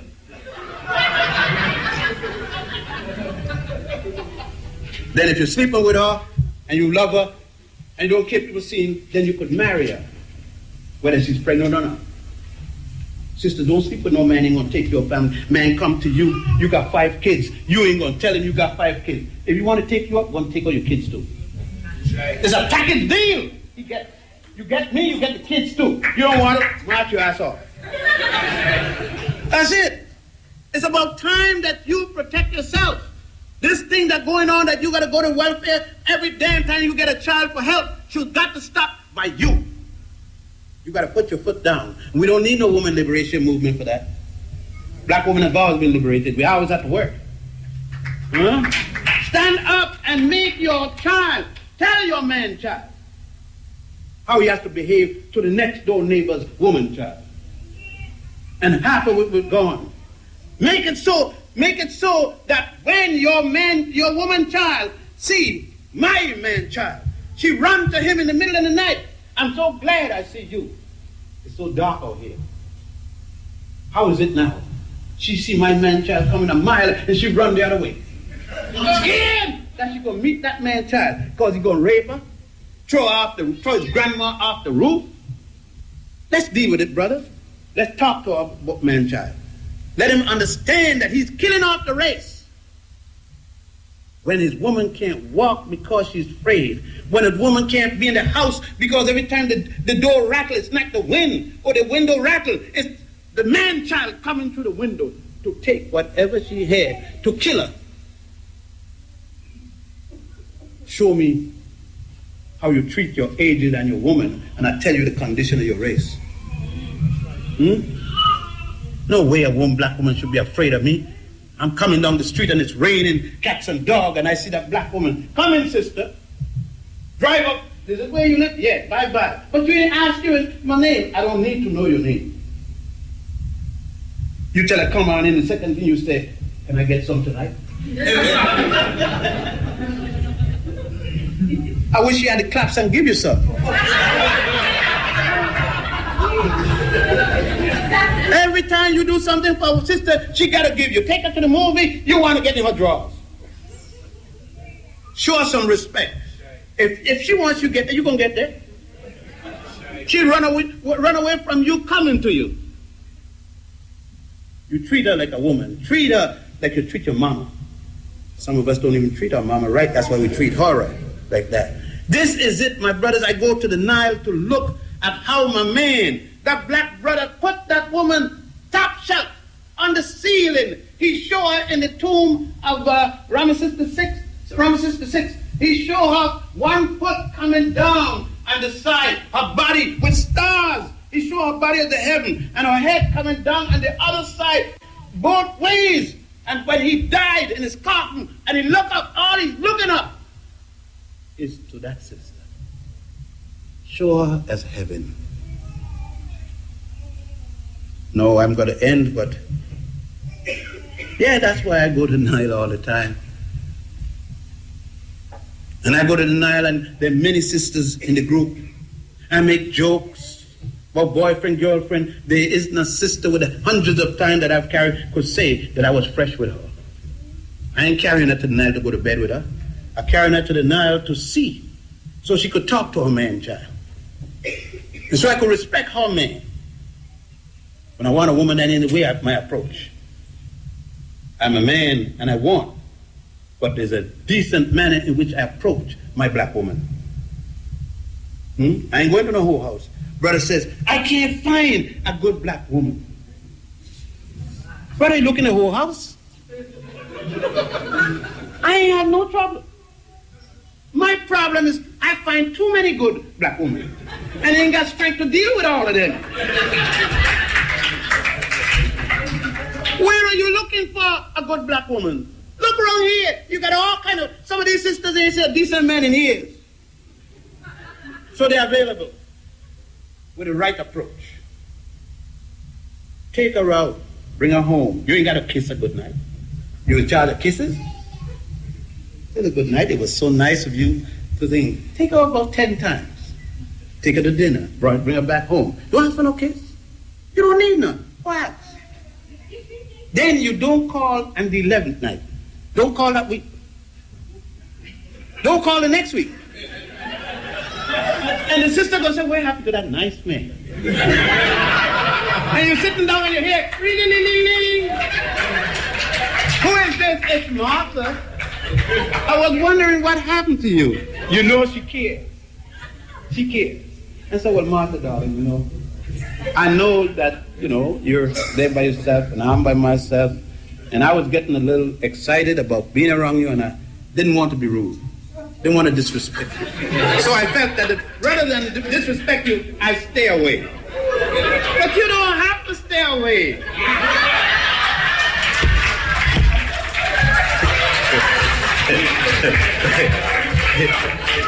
Well, brothers, young brothers, this is just nothing but age. And wisdom don't come to the young. You see, when I was young, had I known this, I could have saved a lot of wasted strength. But you see, wisdom don't go with the young. No, I'm old and got the wisdom, I ain't got the strength. But treat her good, brother. Treat her good and she will lay down and let you walk on her so your foot don't hit the mud. Treat her good and she'll do anything for you.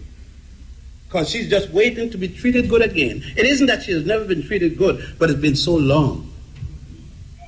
You know, touch her like she's satin, like she's silk. Stroke her so that the velvet could shine. You understand, brother? And then, I know you understand? That's why I go to the Nile. I go to read Akhenaten. Akhenaten's verses on treatment of the woman. Oh yeah, we had writers who wrote 4,000 or 5,000 years ago on how to treat a woman, an African woman. And that's why I go to the Nile constantly, to be rejuvenated with the ancestry, the wiseness of my ancestors.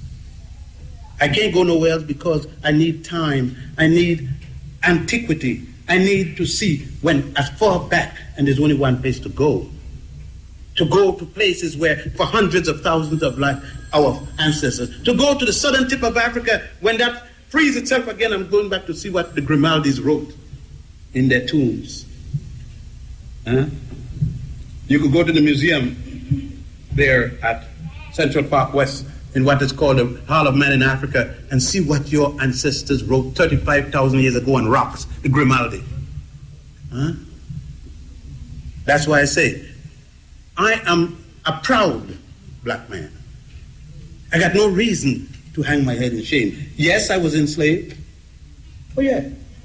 But I didn't start in slavery. Why did they enslave me? For what I had. They didn't enslave me for nothing. They enslaved me for what I had. And what is still mine. When I go into the museum, do you know, suppose they would give back to Africa what they took from Africa, there would be nothing to see in the museum.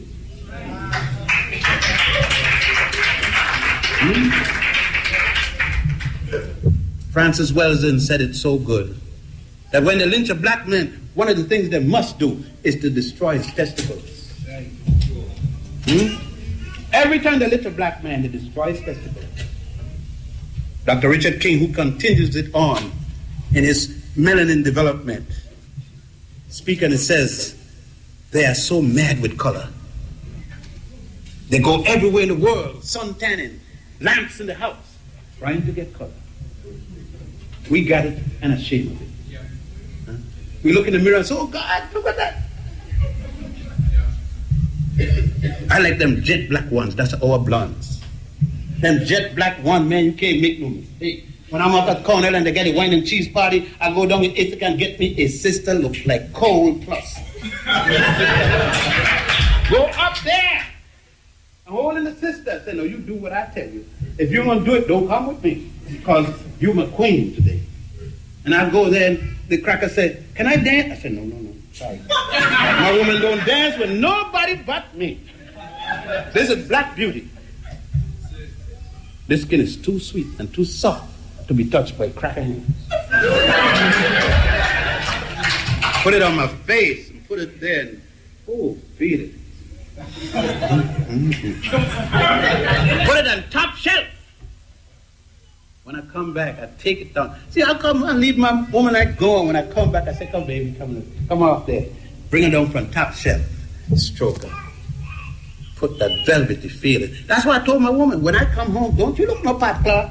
Get on something negligee. Like something black lace. Tease it. When I hit the door, my mind is busted. Because I done with that with cracker all day long. I don't want no more like that. When I see you, I want to go back to heaven. Trick me. Do anything you want. Make me go out my mind. Because my woman told me, I'm going to end here. My woman told me I'm the head of the house. My woman told me, you're the boss of this house. I don't use what you want. You're the natural for this house. My woman said, you're the ruler in this house. That's what my woman told me. She ain't got nothing else she could tell me. My woman draw me some water for me to take my bath. Put a little, even her little soap, the bubble bath. For me to smell good. My woman going, put my food in the warmer. And then, at midnight, I come home off the plane. She said, baby, if you want anything else, just call Mom. I feel a little better now. I'm there eating, sitting down. Get there, get in the bed, lying down, tired. She said, you feel good, husband? Everything's okay? Yeah. You're my man. You're the ruler. Then about an hour ago when she felt that I have a little relaxed, regained some of the strength. Just an accidental foot just hit me. Feel good. Baby, I saw a little green hat today. Now don't feel like you gotta get it because I know things ain't right. You ain't got much money and the children just so forth, the grandchild spend the night. You ain't got that, plus you just come from the trip. And she says, now, also, while you're talking about that, you're thinking about it, there's a nice little dress, little green dress that go right with it too. And she says, but you don't need to get it. And then she just rubbed me in the chest. You don't need to get it now. Boom, bam, boom. In the morning, I wake up, I said, baby, about the little hat that you were talking about and the dress, ain't there shoes and pocketbooks?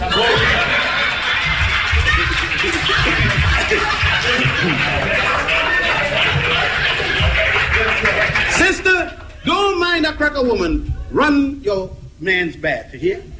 That's the woman that got her man still. Ain't taking away nothing from you. I run the house and my woman run me. She tell the children, I'm going to tell your father. You know, so-and-so was doing this. And you know, only you could take care of this. I tried, but only you. Hey, boy, what you doing to your mother? Big bad mint. And she still tell me what I could wear, what don't look good on me. I mean, she sent me out in the street, even dressed me. And I'm the boss. Take all my money, but I'm the boss. Says, go back to it here. Flatter your man. Because after he finished that hard day, he needs somebody to tell him he's a man. Everybody else is knocking down his manhood. Don't do the last piece, because he's going to walk through the door. Make him feel that he is really a man, the man. And you're going to keep him a long time. Understand? So all I got to say to you brothers and sisters, all I got to end by saying, it feels so good to be made by a black man and given birth by a black woman. God, it feels good to be black. Month on the cutting edge. Start time the celebration in Africa. Sweetest place to start Black History Month in Africa. And we take it serious too. When people are talking about what the purpose of Black History Month in Jamaica, we ask them what the purpose of Christmas in Jamaica, Easter in Jamaica, Boxing Day in Jamaica, Valentine's Day in Jamaica, Halloween in Jamaica. Auction black for me. No more, no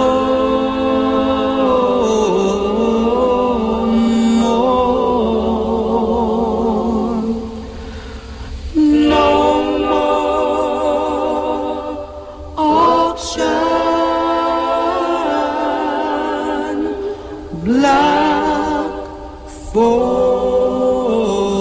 me. Many thousand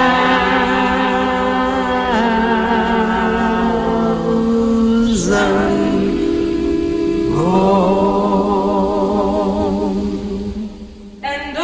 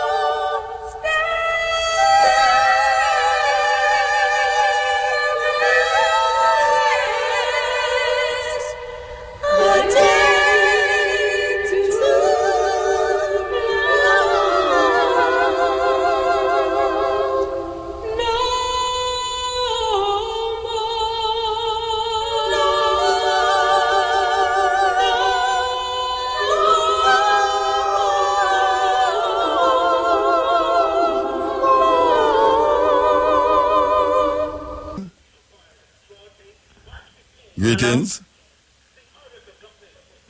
No answer? Muta, Yes. you taking any calls today? Yes.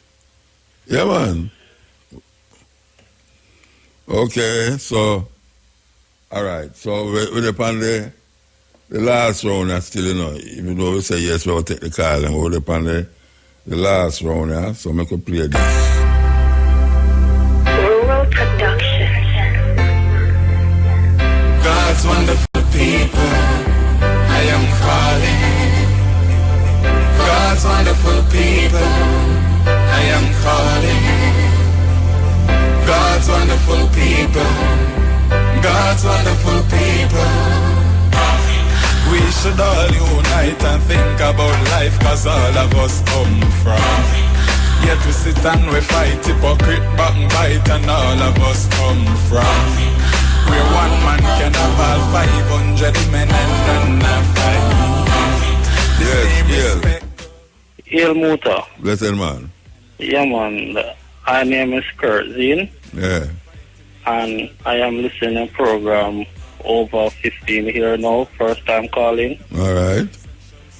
Get introduced to your program is that my father and mother used to listen gospel program at night time on the radio, and Wednesday night accidentally they have the radio on RFM, and I start hearing a talk, and they draw my attention, and from that my father cannot get me off the radio.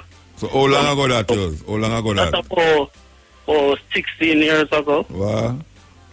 Yeah, and from that time my father trying to distract me off the radio, especially on Wednesday night, because I was growing like in a Christian family. Yeah. So my father used to start praying me, and then at that time I was like partying with some Rasta guys, and we start get pre-ments, So I really find you interested in doing my journey, and it make me think properly. Like sometimes I hear the thing that someone say, but when you say it, you just say it in a way to make me just think. Yeah. And that help me think forward, and even the struggle I'm go through, and so you hold it as a Rasta man where whole heap of people did condemn as barefoot Rasta man, and you believe in what you believe in in the right way, because it never hurt no one. And then I enjoying coming up and developing my trade, and since my trade not hurting no one, I get to be the man who I want to be today. Well, give thanks to that, man. Me just heal you up and make you know, say, just keep on do the work we are do. Because we as young people, we are listening, Sometimes people are try to distract you from the correct thing, because in Jamaica sometimes when you're doing the right thing, people make it look wrong. Yes, and when they do the wrong thing, people make it look right. It's just when they get caught doing the wrong thing, and then you go in yourself and realize, say, no man, it's the right thing me that do before. You understand me? Yeah. And I like how you make me, you bring forth a consciousness in me. And even my father today, the consciousness the way you help shape me in, so me could come give my strength and certain reasoning. Because so what your father say now? My father in Kingston still, named Stanley Brown, Okay. Yeah, him come from 213 Olympic Way, so now I give thanks to everybody in the Waterhouse area, because right there so we go. You understand me? Yeah, and Muta, to tell you the truth, we give thanks to Rasta, because the reason why is that Rasta is always believing education, always reading book, and I get to learn to read and write is a Rasta man teach me. Oh yeah?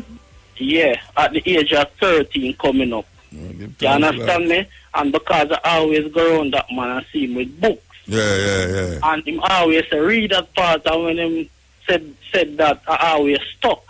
And him say, the only problem we have is just because you want to read properly. And from him tell me the vowel, and then me go through by myself and motivate myself and think. And then I suffer now, but can get the strength in me to go forward and read fluently. So how much old is now?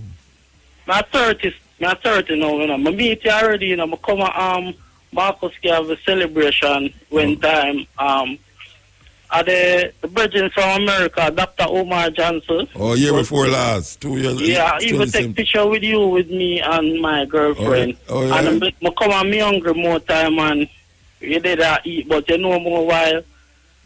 You know, go to the amount of people you meet, you not really remember me still. Yeah. Me I say. Well, anytime you see me again, just come up to me and say, you did talk to me on the radio, man. About where Yeah, man, Muta. But right now, my little brother supposed to listen to you, you know, because I used to tape you on cassette, you know. You know, them time there, you know. Yeah. And listen again and give thanks to the internet now. If I miss a program, I can go back forward and listen to you again. But as I tell you, Muta, I know the time I run out. But me I say to you, say, we young people, we are listen and we are get wiser. Even religious, and you make me be a non-religious person. Tell us straight. Because we believe in Mother Nature and we still have problem even with my grandmother today to believe in what she believe in. You understand me? But as we say, we are listen and just keep on the Yeah, word. man, give thanks, brethren. Give thanks. Yeah, man, no problem. Yeah, why you love Romeo Green, you know? Yes. Why you them up for really continue for post these programs that the people them all over the world can really look upon it and listen to it at their own leisure. Yeah, man. A cutting edge. We're there with you. It's Blackness Remote. God's wonderful people, I am calling. God's wonderful people, I am calling. God's wonderful people, God's wonderful people. We are call, yes, El. El Muta. Blessed Mandingo, you know, man. Bless up. You know, it was significant that you were in Ghana the other day, which of course, as you and others know, is where Africans in Jamaica, you know, a lot of our people came from, you know, were captured from there and brought here. Because this issue of deporting has come up with Ghana too, because the Ghanaian government and people are now under sanctions from the U.S. Regime because the Ghanaian government are refusing to accept these Ghanaians who the USA want to deport. Yeah, I see that. I see it happen. Them now take none of them. Yes, and as a result, the USA regime, Trump regime, retaliating by saying they're denying visas to Ghanaians and that they will extend that to people, more people in the government and that type of thing as a way of retaliation. So it's bully tactics. You understand what I'm saying? Yeah, I see, man. This of course is unlike the Jamaica government that has never refused to take any deportees. And there have been a demonstration at the Jamaican High Commission by 1 to 2 Prince Consort Road in South Kensington recently. And armed police were called. And yes, and people, demonstrators were petrified. A lot of them were women, and so since then there have been accusations and counter-accusations and denial because the Jamaican High Commission is saying that the person in the High Commission who pressed the panic button felt threatened, while the demonstrators said that there was no need. Nothing never happened for them to feel threatened to call armed police. And in this racist climate, whenever armed police come and they see African people, things get even more dangerous than normal due to the racist factor. But thankfully, nothing never happened to the police because they were surprised to see that there was no bad behavior by the demonstrators outside and were wondering why they were called. But the ongoing saga of the people accusing the High Commission of calling armed police on them, knowing the nature of things goes on, and I'll keep you posted where that is concerned. Yeah, man. And talking about Ghana, again, in the time of Kwame Nkrumah establishing the Volta Dam to generate electricity, Ghana was known as the country in Africa that had the most reliable electricity supply. But unfortunately, just like what has happened in Jamaica and elsewhere, they took out some IMF loan, and the condition of the IMF loan was to break up the state-owned company that provided electricity, privatize it, so that these foreigners, Europeans and so can make money out of it. And since then, it's pure power cuts and lack of electricity. Virgin, everybody don't have a big generator, you know. Everybody don't have a big generator. When I say big generator, I talk about generator like we run stage show in Jamaica. Yes, they have been forced to because of what I just said. And it goes to show anywhere that the European IMF and World Bank goes into, that their aim is to destroy the economy of the country, privatize, rip off and so, to make that country dependent on them. Yeah. This is the situation. This is what has forced people in Ghana, as you are saying, as you have seen yourself, to be having their own generators. Before that was not a problem. Ghana was, you know, had the most reliable. It wasn't like Nigeria where every minute, you know, cut off with electricity and other places. Talk about Nigeria, Tarati. Talk about Nigeria. Let me say, do we talk about Nigeria and electricity? Because I cannot know a country have the most oil in Africa there. Yes. I can't generate electricity normally. Exactly, and even processing the oil that comes from Nigeria, but that is because of the corrupt misleadership politicians there, who rather than doing things to make the country, the resources of the country work for the benefit of the people, rob the money in association with the foreign European companies, Shell and others, Britain and those people, to impoverish the country, because right there in the Delta, where the oil comes from, the people in the Delta have not benefited from the oil wealth, and it has also destroyed the environment. That area was a fertile fishing ground, and it has killed the fish in that area, and that type of thing, and left the people impoverished. When you go there, you don't see any infrastructure in terms of hospitals, schools, and that type of thing. And that is where the oil wealth of Nigeria is coming from. But it's typical neocolonialism, not being used to benefit the people, and the struggle really continues. And you know, Marcus Garvey said that we as Africans must master science and technology, because the race that masters science and technology will flourish, but the race that does not will be enslaved or exterminated. So Ghana was onto that in terms of cheap, reliable electricity, and they will want to privatize water in Ghana too. The same type of thing. And we see what is happening in Venezuela, whereby is a CIA orchestrated coup ever since Chavez came in. They've been trying all kind of things to overthrow. And we know this in Jamaica in the time of the Michael Manley PNP regime. The pressure that Jamaica came under because they disagree with Michael Manley's association with Cuba and talk of socialism. You know? Serious situation. So we have been there, you know. They use the IMF and the World Bank to destroy people's currency. And it's the same thing in Zimbabwe.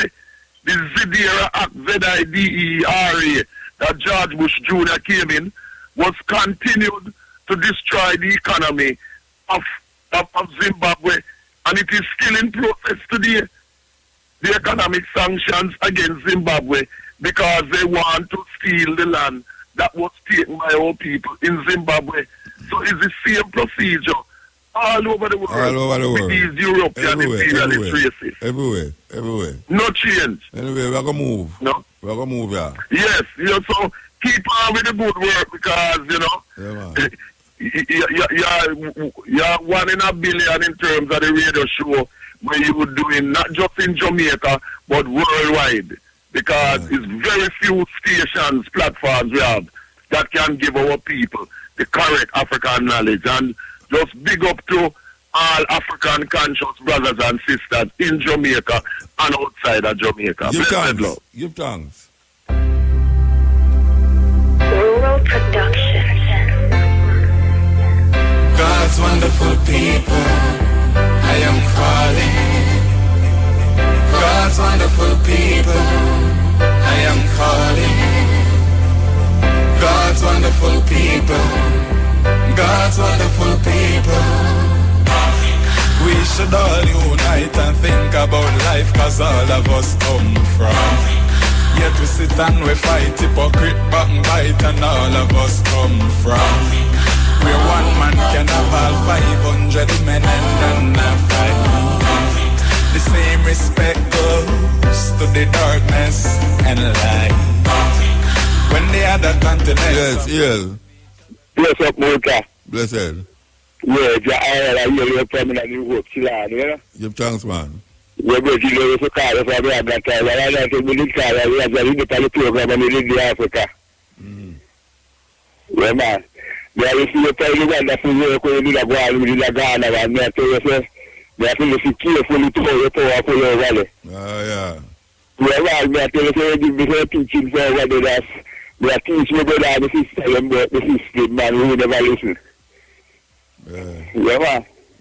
Because people let them let people know the talk and the talk show. I'm going them in America and listen to me all right and I feel you, you know. Yeah. Well, I'm going to show that they did that. They come from the week and I talk to you on the phone and I play with the same way. Find a call and chill on. He's a soldier youth, you know. So he's a candle right. He's a February man, born the 2nd of February, you know. Yeah, all right, sir. Yeah, in a month, so I give you a healing because you know, so program soon done. Yeah, man. Give thanks. Yes, sir. So we talk more like tomorrow when you find the stepping razor. All right, sir. Give thanks. Yes, but if you like to look, so I like the virgin said we are here, part of the virgin then. Yeah, I read. The Africa said we are here. I did. The omnipresent, the omniscient is. She represent the mother of the universe with transcendental qualities.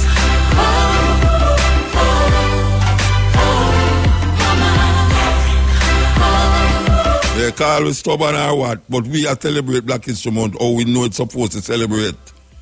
Yeah, as long as we have this microphone in front of we are celebrate Black History Month like how we know how it's supposed to celebrate. The motherland, and it's the first and final destination. Of a land, and down there everybody come from. Yes, yeah. Good morning, my brother. Morning. Congratulations to you, dear. Okay. I remember I big you up, Muta. Oh, your son said at the night, yeah. What happened? When I know my son, sir. Yeah, your son, you can't talk loud to everybody in your yard, man. No, sir. Okay. But I congratulate you, man. Yeah, man. Love that, man. Happy for you. So you did listen in Ghana there, you did listen? I mean, last week, Wednesday night and Thursday. Yeah. You don't have to listen, man. All them hours are now over there to the program, you know, much o'clock over there now. At 6:30 now over there, you know. Oh. At 5:45 over there now. Yeah. But that's a quarter to 6, 7:45. 7:45 over there in the morning. I may bless up myself for my earth strong too. When I heard there? No. Then you're not calling me for play for you. Eh? Well, you're not calling me for play for you. I'm not keep no party this year. February you're born, actually, you know, yes, February. Valentine's Day today, my birthday, man. All right, happy birthday. Yeah, man. Yes. Thank you. So where you reaching now? 59, 89? 51. Eh? 51. Oh, you reach at 51? Yeah, remember say last year it was a big day, the 50th. Me don't remember how much it was last year. Me don't see me come here and come play. Yeah, man, I give thanks. Yeah. All right. Yeah, man, enough love, my brother. So you know, so the 24th of March, I'm there. All right. All right, enough love. Yes. I remember, man, now left Irie at all. She have one channel on her radio. One channel she have on her radio. And that is Irie FM. Believe you me. And then within that channel, she have a next channel, which is the Cutting Edge and Stephen Razor. Okay, here we go. See, Jomo Kenyatta once said, when the missionaries arrived, the Africans had the land and the missionaries had the Bible. They taught us how to pray with our eyes closed. And when we opened them, they had the land and we had the Bibles. Do you see how swiftly they pull wool from the Lamb of God over our eyes? The greatest lie colonialism ever told was that it brought God to Africa. Yes, they brought their Bibles, but they did not bring God to our lands. Yes, they brought their churches, but they did not bring God to our lands. Yes, they brought their guns, but they did not bring God to our lands. What they brought was an image made to justify the breaking of our bodies like communion bread, a false idol that to this day I still see hanging so many Kenyan homes, a frame full of blonde hair, pink and pale skin, eyes, a light blue piercing enough to draw blood, to have already drawn blood. Yeah, this is the Cutting Edge. Yes, Ian. Yeah, Muta, greetings. Blessed man. Yeah, man. Here's a call for just you up and be our strength, same way, say. Long time you're up on the journey, you know. Yeah, man. And I feel good that I even help you along the way, same way from Chicago days. And, you know, me used to carry go at Midway Airport and take you around. Hey, your virgin, the Trinidadian brother, you're still in touch with him, the one who have the bookstore up on Southside? Seco? Yes. You're Chicago. In touch with him? Yeah, man. WhatsApp style, I'm there Chicago, I'm still there up there. Frontline books you talk. And your virgin FM, same way. No, Frontline books you talk. Him do the awards at Pegasus this year. Oh, Ephraim Martin. Ephraim Martin. Yeah, him have it this year, yeah, don't you? Yeah, at Pegasus Hotel, yeah. That, well, I'm an endorse that same way. The foundation and the home of reggae music. That's a beautiful thing. Yeah, man. Give thanks. Yeah, man. I don't know if him keep it down here, you know. Him keep it down here 2 times already, though. There's some good work here in Atlanta, same way, you know. Eh? The farmer, Kofi, Ross Kofi. From Atlanta? Yeah, man. He do some good work here, same way, man. Yeah, I know, man. I know. Yeah, man. And just big up the whole, and this August gone, man. It was a joy still. I know so enough people there want to talk to you, so I just observe the thing, you know, performance by Marcus Garvey last year was great for you, man, same way. All right, sir. And I want to big up Sister Kabu and Shamara and everybody. Yeah, great works, and keep, I man, I look forward for the trip again this year, same way. Give thanks. Yeah, man, keep up the good work, man. And I want to heal up Cover Virgin, same way. Jadi, the original maestro. Right move, my cousin, and all of the members of the reggae strap band, Benuela band. Yeah. It's like a big family, same way. It was a beautiful experience, right, man. Keep up the good work, same way. Now we look forward to see you return to Atlanta, same way, come burn the fire. All right, sir. Yeah, man. Keep up the, and all the farmers, them in the hills, in the Blue Mountain Hills, to build up the farmers, them, the brother Sparrow and everyone, all the farmers, them. All yeah. right. Continue to give them the strength, same way. And real quick before we go, Muta, you know, it's just kind of perplexing to I, but I have a tune in the blood of my people, and the hook line say, oh, it's the nature of the beast. Anywhere these people go, like what Mandingo say, you're in that, and we know that have a fact. Anywhere in the world, them go, them destabilize the country, set the place in a chaos, rob and rape and pillage. And it's the nature of the beast. If I and I expect anything different from these devils, no matter how them cloak themselves and try to pretend the end result is destruction. When I man see them coming, I man see death and destruction. Like Sister Adama, 89 Panchina, Atlanta, call it the death culture. Anywhere them go, death and destruction. Yeah, man. Irie. So we have to keep the fire burning, and we have to say life over death. All right. We say every time, and righteousness over unrighteousness. Same way. So keep up the good work. Yes, sir. Give thanks. Give thanks. Yes. So, say, we're on the lap, and we say give thanks. Give thanks to all the people who stay with you over the years, man. May I tell you, 20 odd years, we're still there, going strong, said we. And now we spread our wings. We find ourselves in different countries. I do the program. We would have known that would have take place, especially in Africa. We would have known. But that is where it go. Progress is progress. And if you do the thing and people them love the thing will go and work.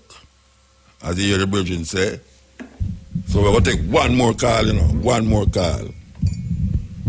Yes, Iel. Big up yourself, Rasta. Yeah. Rasta. Haile. Rasta. Yes. I have a big up, because I remember that with you from conception, and if you get the Lifetime Achievement Award, although. No, we don't get it yet. We don't get it yet. Next month. We don't get it yet. And next month, I'm going to do it. Next month. Yeah, we are next month, the 24th. I have a day still in my alma mater, but I have a big up because if you like the seed where you plant and see it grow and bear fruit. Yeah. It's no motor stuff. You don't know. The last man decided I will a conversation with you when your wife out a bull beer the other day. I take a little one seed. Now the seed there. Bull beer. Out of Cooper, man. Okay. I know the other day. A long time that one you said the other day. The other day, a long time that was. So the big up yourself, and we will see you then I alma mater next month. So technical high school. Yeah, man. Just keep it going, Give thanks, brethren. Yes, Rasta. Yes, as we are saying now, we give thanks to the moment, give thanks to the time and the energy. Give thanks to the 10 million people who go on YouTube and see what we are doing and listen to what we are doing. Yes, that's what we just said a while ago. 10 million. 10 million. Lagan, who are love Romain Green and the man called Duke BSA. Yes, a Duke BSA there in Ghana right now. I mean, I understand how Duke BSA. Me left Sunday and him come Sunday evening. No, not that, Me left Sunday night and him come Sunday evening. But when I walk up at the airport, because at two different places, one at departure, one at arrival.